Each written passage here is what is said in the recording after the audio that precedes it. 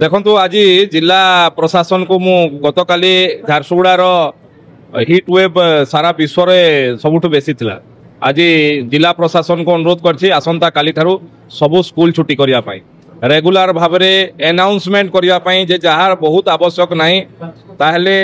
10टा 11टा पर बाहर को बाहरंतु नहीं। द्वितीय कथा झारसुगुड़ा शहर भितरे झारसुगुड़ा बाईपास रे विभिन्न जगार आश्रय स्थल एवं ओआरएस तथा पीबार पानी व्यवस्था ताकू मध्य करिया पई निवेदन करछि जहाँ निश्चित भाव में हम आज मुझे जाऊँगी आलोचना करी जदि हो पारिबो ताहले गोटे हीट वेव पई गोटे स्पेसिफिक नंबर आम जिला प्रशासन तरफ जारी करवा जदि कोउटी हीट वेव होछि ताहले तुरंत खबर देले तुरंत जो भली भाव में स्वास्थ्य सेवा पहुंची पारिबो एवं